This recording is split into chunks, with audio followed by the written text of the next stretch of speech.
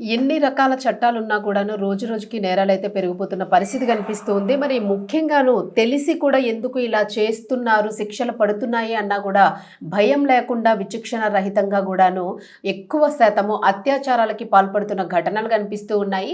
మరి ఎక్కువగా మనం చూస్తున్న కేసెస్ ఎలా ఉంటాయంటే ఎవరో బయట చిన్నారుల మీద అత్యాచారాలు తీసుకుంటే పోక్సో చట్టానికి సంబంధించి ఒక్కసారి పోక్సో చట్టం పడింది అని అంటే ఇంకా వాళ్ళకి జీవిత ఖైదు, వాళ్ళకి ఎలాంటి బెయిల్స్ గానీ, ఏవి గానీ ఇచ్చే ఛాన్సులు తక్కువగా ఉండవు. ఇంచుమించుగా ఉండవు. ఇచ్చే ఛాన్స్ తక్కువ ఉంటుంది. మరి వీళ్ళందరికీ కూడా శిక్షలు మాత్రం చాలా కఠినంగా ఉంటాయి దీనికి సంబంధించి. ఎందుకంటే శారీరకంగా, మానసికంగా, శారీరకంగా ఏదైనా ఫిజికల్ అబ్యూసింగ్ చేశారు అని అంటే మాత్రము ఖచ్చితంగా ముఖ్యంగా మైనర్ల పైన, చిన్న బాలికలు, బాలల పైన ఏదైనా చేస్తే ఈ చట్టాలు ఎలాంటి కఠిన శిక్షలు వేస్తాయి అన్నది తెలిసినప్పటికీ కూడా భయం లేకుండా ప్రవర్తిస్తున్నారు అని అనుకోవడానికి మళ్ళీ ఇది ఒక ఎగ్జాంపుల్గా నిలుస్తూ ఉంది. అసలు అంటే బయట ఎవరో ఒక చిన్నారినో బాలున్నో అత్యాచారం చేశారు, ఒక 6 ఏళ్ల పిల్లని, 7 ఏళ్ల పిల్లని, లేకపోతే 10 ఏళ్ల పిల్లని అత్యాచారాలు చేశారు, ఎవరో అబ్బాయిలు, ముసలోళ్ళు, మగవాళ్ళు ఎవరో చేశారంటే అదొక రకమైన కేసెస్. లేదు జువైనల్ హౌసెస్లో జరుగుతూ ఉన్నాయి, లేదు హాస్టల్స్లో జరుగుతున్నాయి, స్కూల్స్లో జరుగుతూ ఉన్నాయి, ఎత్తుకెళ్ళిపోయి ఏదో చేస్తూ ఉన్నారు అని అంటే ఇదొక రకమైన కేసెస్. సో ఈ కేసెస్తోనే జనాలు భయపడుతూ ఉన్నారు పూర్తి స్థాయిలోని. పిల్లల్ని స్కూల్స్కి పంపించాలన్నా, హాస్టల్స్కి పంపించాలన్నా, ఎక్కడికి పంపాలన్నా కూడాను తల్లిదండ్రులు ఒక రకమైన ఆందోళనకి గురైపోతూ ఉన్నారు. అసలు చదువులే మాన్పించేయాలా, అసలు బయటికి పంపడమే మాన్పించేయాలా అన్న ఒక భయం వాళ్ళలో ఉంటూ ఉంది. అయితే ఇప్పుడు ఇంకొక విచిత్రమైన మనుషులు తయారయ్యారు సమాజంలో. అంటే తల్లిదండ్రులు ఎవరైతే ఉంటారో మరి పేరెంట్స్ కూడా ఇలాంటి పనికిమాలిన పనులకి దారి తీస్తున్నారు. పేరెంట్స్ కూడా విచక్షణ రహితంగాను ఇష్టం వచ్చినట్లు అత్యాచారాలకి పాల్పడము, పిల్లలపైన లైంగిక వేధింపులకి పాల్పడము, ఏదో ఒక రకమైన రిలేషన్స్ పెట్టుకుంటూ కూడాను వాళ్ళకి సంబంధించిన సదరు వ్యక్తులు ఎవరైతే ఉంటారో, అబ్బాయి అమ్మాయితో వెళ్ళిపోయినా, స్త్రీ పురుషుడితో వెళ్ళినా, పురుషుడు స్త్రీతో వెళ్ళిపోయినా కూడా వీళ్ళిద్దరు ఇంటర్ కనెక్షన్లోని మళ్ళీ పిల్లల్ని చేర్చిన పరిస్థితులు కనిపిస్తూ ఉన్నాయి. మరి ఈ విషయంలోనే జరిగిన ఒక కేసు అయితే మాత్రము సంచలనాత్మక కేసుగా మారింది. పూర్తి రాష్ట్రాన్ని, పూర్తి దేశ స్థాయిలోనే ఈ కేసు అయితే మాత్రం కుదిపేసిన పరిస్థితి అయితే నెలకొంది. మరి దీనికి సంబంధించి కేరళ హైకోర్టు ఒక గట్టి తీర్పునైతే ఇచ్చింది. అయితే ఎక్కువ సమయం నాంచకుండా ఇలా త్వరితగతిన తీర్పులు ఇవ్వాల్సిందే ఇలాంటి కేసెస్లోనే అని అయితే మాత్రం ప్రజలు పెద్ద ఎత్తున వాదిస్తూ ఉన్నారు. మరి ఈ కేసులోనే అసలు ఏం జరిగింది, ఎవరు అందులో నిర్దోషులు ఎవరు, బాధితులు ఎవరు అన్నది ఒకసారి మనం చూసుకుంటే, తల్లి కూతురిని 11 ఏళ్ల చిన్నారిని కూతురిని ప్రియుడితో ఉండాలి అని చెప్పేసి అత్యాచారం చేయించిన తల్లి. నిజంగా ఇవి చెప్పడానికి కూడా చాలా సిగ్గుగా అనిపిస్తుంది. వీటిని అసలు చెప్పాలా వద్దా అన్నది ఒక పరిస్థితి, బట్ తెలియకపోతే అవేర్నెస్ రాదు అన్న ఒక పరిస్థితి. ఇలాంటి పరిస్థితుల్లోనే ఇలాంటి న్యూస్ చెప్పాల్సి వస్తుంది అన్నది అయితే మాత్రం ఒక రకంగా చాలా సిగ్గుచేటుగా అనిపించేస్తుంది. అంటే సమాజం ఇలా అయిపోయింది, మన చుట్టూ ఉంది, ఇలాంటి ప్రపంచంలోనే మనం బతుకుతూ ఉన్నాము.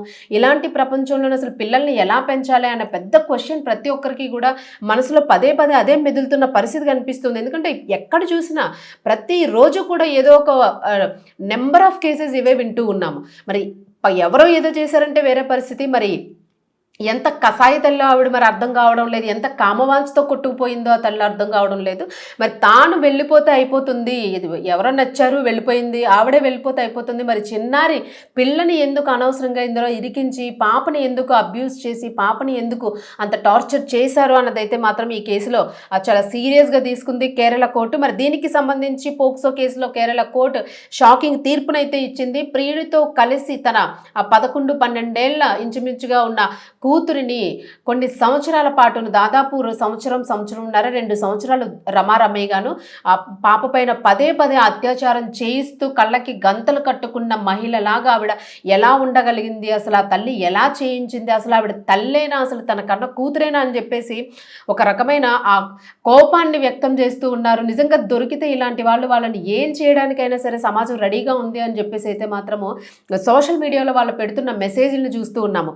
అసలు వీళ్ళకి ప్రస్తుతానికి కోర్టు అయితే మాత్రం వీళ్ళకి సంబంధించి పూర్తి స్థాయిలోన ఈ అత్యాచార కేసులోని తల్లి ఎవరైతే తల్లి పాల్పడ్డారో ఆవిడతో పాటు చేసిన నిందితుడు ఎవరైతే ఉన్నారో వాళ్ళు ఇద్దరికి సంబంధించి ప్రతి ఒక్కరికి ఇద్దరికి విడివిడిగాను 180 ఏళ్ల జైలు శిక్షను వేసింది. ఇది పోక్సో చట్టంలో ఉన్న నెంబర్ ఆఫ్ కేసెస్ సెక్షన్స్ ఏవైతే ఉంటాయో అన్నీ కూడాను ప్రతిది కూడా వాళ్ళకి వర్తిస్తుంది అని చెప్పేసి 180 ఏళ్ల జైలు శిక్షను విధించి, అలాగే ఇద్దరు కూడాను 11 లక్షల రూపాయల జరిమానాను 11.7 లక్షల జరిమానాను కూడా చెల్లించాలి అని చెప్పేసి వాళ్ళిద్దరికీ కూడా కోర్టు అయితే మాత్రము తీర్పునివ్వడం జరిగింది. మరి ఈ కేసులోని 2019, 2021 అక్టోబర్ వరకున, అంటే ఇంచుమించు సంవత్సరం ఉన్నారా అనుకోండి, ఇన్ని రోజులు ఆ పాప పైన అత్యాచారం జరిగింది అంటే బాలికకు 10 ఏళ్ల వయసు ఉన్నప్పటి నుంచి కూడా, ఇప్పుడు 12 ఏళ్ళు వచ్చినాయి, బాలికకి 10 ఏళ్ల వయసు ఉన్నప్పటి నుంచి కూడాను తన తల్లి ప్రియుడితోని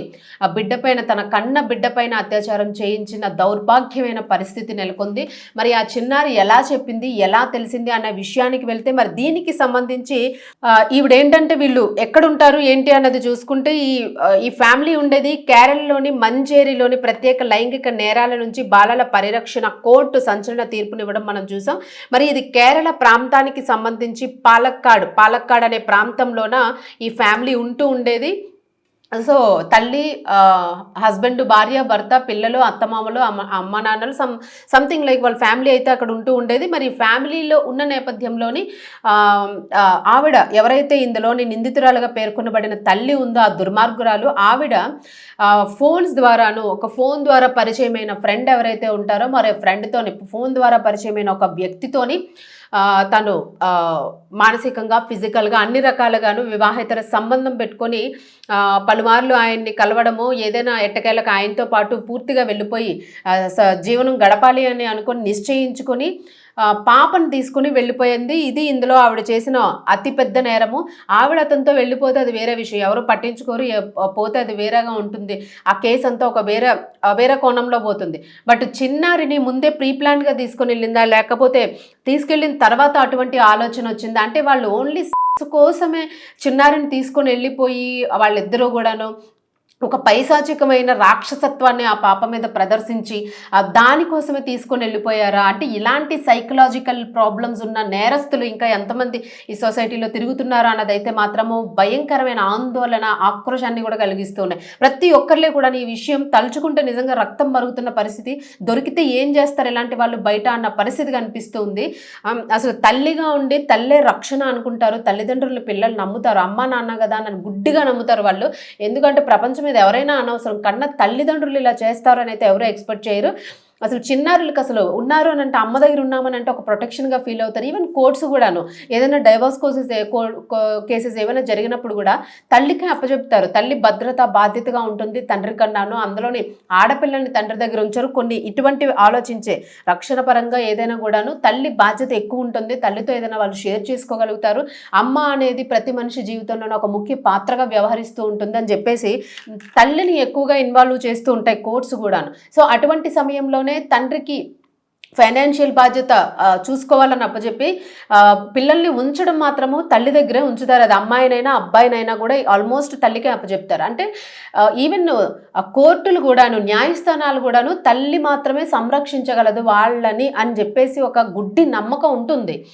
అలాంటి తల్లి ఇలాంటి పనికి మాలిన నీచమైన పని చేసింది అని అంటే ఇంకా కోర్టులు కూడా నమ్మలేని పరిస్థితి నెలకొంది. సో ఇలా ఎవరు పడితే వాళ్ళు వివాహేతర సంబంధాలు పెట్టుకొని ఎవరు పడితే వాళ్ళతో వెళ్ళిపోతూ వాళ్ళు ఏదో చావు చేస్తే పర్వాలేదు, మరి పిల్లల్ని కూడా వాళ్ళతో పాటు తీసుకెళ్ళి ఇలాంటి అత్యాచారాలు చేయించడం అనేది మాత్రము ఇది అసలు హర్షించద. అసలు ఈ విషయాన్ని అసలు ఏ మాత్రం కూడా అసలు తేలిగ్గా తీసుకోలేని అంశం ఇది. మరి దీనికి సంబంధించి ఆవిడ ఫోన్లోని ఇప్పుడు ప్రతి ఒక్కళ్ళు కూడా ఇది ఒక హ్యాబిట్ అయిపోయింది. ఇన్స్టాలు, ఫేస్బుక్లు, ఫోన్స్లో కూడాను ఎవరితో పడితే వాళ్ళతో పరిచయాలు పెట్టుకుంటూ ఒక పైత్యం పెరిగిపోయింది జనాల్లోనే. ఇలాంటి పైత్యాలతోని మాట్లాడుతూనే ఉన్న కుటుంబాన్ని, భర్తని, పిల్లల్ని విడిచిపెట్టేసి వివాహేతర సంబంధాల కోసం ఉరుకులు పరుగులు తీస్తూ ఉన్నారు జనాలు అనేక మంది అని చెప్పేసి అయితే మాత్రము తీవ్ర స్థాయిలోను సోషల్ మీడియాలోని ఒత్తిడి పెరుగుతోంది. దీనికి సంబంధించి కఠిన చర్యలు తీసుకోవాలి అని చెప్పేసి మరి ఈ కేసులోన ఈవిడ తీసుకుని వెళ్ళిపోయి ఆ పాలక్కడ్ అనే ప్రాంతం నుంచి తీసుకుని వెళ్ళిపోయి మలప్పురం అనే జిల్లాలోని ఒక ఇల్లుని అద్దెకి తీసుకున్నారు. మరి వెళ్ళిపోయిన తర్వాత ఒక చోట ఉండాలి కాబట్టి ఆ ప్రాంతంలో ఒక ఇంటిని అద్దెకి తీసుకోవడం జరిగింది. అద్దెకి తీసుకొని ఆ ఇంట్లోనే ఆ పాపతో పాటు వాళ్ళు ఉంటూ ఉన్నారు. ఎవరితోనైతే వెళ్ళిపోయిందో అతను, పాప తల్లి, పాప ముగ్గురు కూడా అక్కడ ఇంట్లో ఉంటూ ఉన్నారు.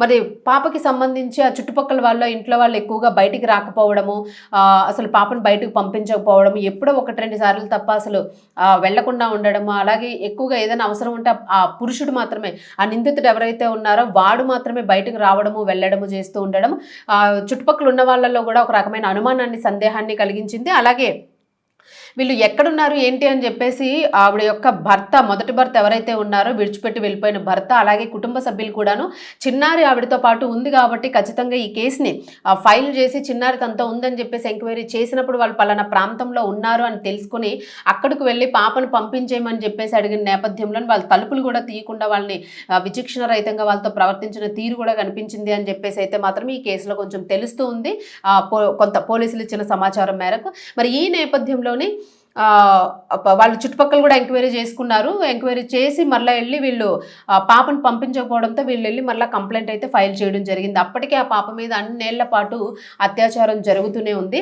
సో మరి పాప తప్పించుకుని వచ్చే ప్రయత్నం చేయలేదా అని చెప్పేసి అంటే మొత్తానికి ముందు కేసు ఫైల్ అయిన తర్వాత వాళ్ళ గ్రాండ్ పేరెంట్స్ అలాగే ఫాదర్ వీళ్ళందరూ కూడాను కేసు ఫైల్ చేసి వాళ్ళని అదుపులోకి తీసుకుని పాపనైతే తీసుకెళ్ళిపోవడం జరిగింది. పాపను తీసుకుని వెళ్ళి పాపనైతే విచారించడం జరిగింది. అసలు ఏం జరిగింది ఏంటి అని చెప్పేసి అడిగినప్పుడు చిన్నారి పాప చెప్పడం జరిగింది.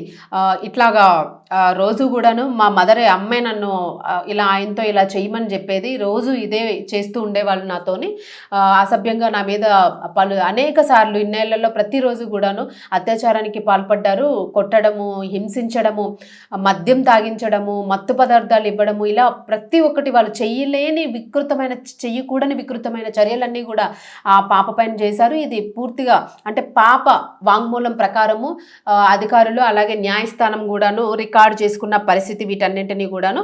మరి రికార్డ్ చేసుకుని పాపనైతే వాళ్ళు భయపెట్టడం జరిగింది. ఎప్పుడైనా అనుకోకుండా ఏదైనా బయటకు వెళ్ళాల్సి వచ్చినా, వెళ్ళేటప్పుడు కానీ చుట్టుపక్కల వాళ్ళు ఎవరైనా ప్రశ్నించినప్పుడు కానీ ఒకవేళ ఏదైనా చెప్పే పరిస్థితి ఉంటుందేమో అని చెప్పేసి ఆ పాపను వీళ్ళు ఎలా భయపెట్టారు అని అంటే, మేము అంటే చిన్నపిల్ల కదా నమ్మేస్తుంది, మేము నీ మెదడులోనే ఒక చిప్పును అమర్చాము, నువ్వు ఎక్కడికి వెళ్ళినా కూడా మాకు ఇది తెలిసిపోతుంది, మేము వెంటనే వచ్చి నిన్ను ఏదైనా చంపేస్తాము, కొట్టేస్తాము, ఏదో ఒకటి చేస్తాము అని బెదిరించి ఆ పాపనైతే లొంగ తీసుకోవడం జరిగింది. మరి ఈ రకంగాను చిప్పు పెట్టాము అని చెప్పేసి పదే పదే చెప్పడంతో నా పాప ఏంటంటే నిజంగానే నాకు చిప్పు అమర్చాను, నేను వెళ్తే తెలిసిపోతుంది, నేను ఎక్కడ మాట్లాడినా కూడా తెలిసిపోతుంది అని చెప్పేసి అయితే మాత్రము అది ఉన్న నేపథ్యంలో నేను అసలు బయటికి రాలేకపోయాను, నేను చెప్పలేకపోయాను అని. 12 ఏళ్ళ పాప అంటే కొంచెం తెలుస్తుంది, మాట్లాడగలిగే కెపాసిటీ ఉంటుంది, కొంత అవగాహన ఉంటుంది. బట్ ఏం జరుగుతుంది అంటే వాళ్ళకి సెక్సువల్ హెరాస్మెంట్ జరుగుతుంది అని వాళ్ళు అది పూర్తిగా గుర్తించే సమయానికి అంత జరిగిపోతుంది కాబట్టి ఆ విషయంలోనే వాళ్ళు రియాక్ట్ అయ్యే విధానం ఒక్కొక్కరు ఒక్కొక్కలా రియాక్ట్ అవుతారు. సో సైకలాజికల్గా కూడా చాలా ఇష్యూస్ వచ్చే అవకాశం ఉంటుంది వాళ్ళకి. మరి ఇలాంటి పానిక్ అయిపోతారు కంప్లీట్గా. మరి అలా చిప్పు పెట్టారని అనేసరికి పాప భయపడిపోయి నేను అసలు ఎక్కడికి వెళ్ళే ప్రయత్నం చేయలేదు, ఎవరికి ఏమి చెప్పే ప్రయత్నం చేయలేదు, వెళ్ళలేకపోయాను నేను అని చెప్పేసి పాప చెప్పడం జరిగింది. మరి ఏ రకంగా హింసించారు అన్నది ఒక్కొక్కరు ఆ పోలీసు వాంగ్మూలంలోని ప్రాసిక్యూషన్ వాళ్ళకి ఏదైతే ఆ పాప బయట పెట్టి చెప్పిందో మరి ఇవన్నీ తెలుస్తూ ఉంటే మాత్రము నిజంగా చాలా భయానకమైన పరిస్థితులను ఆ పాప ఎదుర్కొంది అన్నది అయితే మాత్రం ఈ కేసులో అర్థమవుతుంది. మరి దీనికి సంబంధించి పోక్సో చట్టంలోని కోర్టు ఇద్దరికి కూడాను 180 ఏళ్ల జైలు శిక్షను విధించింది, అలాగే జరిమానాను కూడా విధించింది. మరి దీనికి సంబంధించి ఇద్దరికి చెరో 11 లక్షల పైన జరిమానాను విధించింది. మరి వీళ్ళిద్దరూ కూడా ఏదైతే ఈ ఫండ్ ఈ జరిమానాను కోర్టుకి చెల్లిస్తారో చెల్లించిన దానిని మళ్ళీ పాప సేఫ్టీ కోసం పూర్తిగా వాళ్ళకి సంబంధించిన ప్రాపర్టీస్ కానీ ఎసెట్స్ కానీ ఇప్పుడు మొత్తం కంప్లీట్గా పాప తన లైఫ్ని కోల్పోయిన పరిస్థితి కాబట్టి అట్లీస్ట్ ప్రాణాలతో ఉంది అని చెప్పేసి అయినా సంతోషించాల్సిన విషయం ఇందులోని పాపకి చెల్లాలి అని చెప్పేసి అదంతా కూడా మళ్ళీ పాపకి బాధ్యతగా బాలికకు చెల్లించాలి అని చెప్పేసి మొత్తం నిందితుల నుంచి కూడా ఇదంతా కలెక్ట్ చేసుకుని అని కోర్టు అయితే ఆదేశించడం జరిగింది. అంతేకాకుండా ప్రభుత్వ సర్వైవర్ అసిస్టెన్సీ స్కీమ్ కింద ఆమెకు అదనపు ఆర్థిక సహాయాన్ని కూడా అందించాలని చెప్పేసి జిల్లా న్యాయ సేవల అథారిటీని అయితే ఆదేశించడం జరిగింది. సో ఇదే కాకుండా మళ్ళీ పాపకి ఇంకా కొంత ప్రభుత్వ సర్వైవర్ అసిస్టెన్సీ స్కీమ్, ఈ స్కీమ్లోని పాపకి కొంత మొత్తాన్ని చెల్లించాలి బాధ్యతగా అని చెప్పేసి వాళ్ళకి కూడా ఆదేశాలను జారీ చేయడం జరిగింది. సో మొత్తానికైతే మాత్రం పాప ప్రాణాలతో బయటపడినందుకు సంతోషించాలి. బట్ పాప భవిష్యత్తునైతే మాత్రము కొంతవరకు వాళ్ళు నాశనం చేసేశారు అని అనుకోవచ్చు. మరి ఏదైనా కూడా పాప కోలుకొని మంచిగా చదువుకొని తన భవిష్యత్తుకు పునాదులు వేసుకొని ఆ గ్రాండ్ పేరెంట్స్ అలాగే ఉన్న కుటుంబ సభ్యుల మధ్య తన ఆనందంగా గడిపేలాగా ఉండాలి అని చెప్పేసి ఆశించాలి మనము. మరి దీనికి సంబంధించి ఇటువంటి నేరాలు ఎక్కడైతే జరుగుతున్నాయో ఇటువంటి నేరం అసలు జరగకూడదు, జరగడానికి వణుకు పుట్టాలి అనే టైప్లో మాత్రము కోర్టులు ఖచ్చితంగా శిక్షలు విధించాలి అని చెప్పేసి అయితే ప్రతి ఒక్కరు కోరుకుంటున్న పరిస్థితి. ఖచ్చితంగా ఏదైనా ఇది జరిగింది అని అంటే ఇమ్మీడియట్గా కేసుని ల్యాగ్ చేయకుండాను నిందితులు ఎవరైతే ఉన్నారో ఎవరైతే బాధితులు ఉన్నారో వాళ్ళ దగ్గర నుంచి వాంగ్మూలం క్లియర్గా ఉంది అని అనగానే శిక్షను ఇమ్మీడియట్గా పూర్తిగా జీవిత ఖైదు వేసేసేయాలి. వాళ్ళు అసలు బయటికి రాని పరిస్థితి. సో 180 ఏళ్ళు అంటే మాత్రం ఖచ్చితంగా ఇంకా జైల్లోనే చావాలి వీళ్ళు అన్నది అయితే క్లియర్గా అర్థమవుతుంది. మరి ఇలాంటి శిక్షలు అయితే పడితేనే సమాజంలో మార్పు వచ్చే అవకాశం ఉంటుంది అని చెప్పేసి అయితే నెటిజన్స్ చెప్తూ ఉన్నారు. సో ప్రతి ఒక్కరు కూడా ఏదైనా పిల్లల్ని బయటకు పంపించేటప్పుడు రిలేషన్స్ దగ్గర ఉంచినప్పుడైనా కూడాను దయచేసి అప్రమత్తంగా ఉండాలని చెప్పేసి నిపుణులు కూడా హెచ్చరిస్తూ ఉన్నారు. అలాగే మానసిక నిపుణులు ముఖ్యంగా చెప్తూ ఉన్నారు. పిల్లలు చెప్పుకోలేని పరిస్థితి, వాళ్ళల్లో అవేర్నెస్ తేవడానికి ప్రయత్నించండి అని చెప్పేసి అన్నారు. అఫ్కోర్స్ అందరు తల్లిదండ్రులు ఇలా ఉండరు.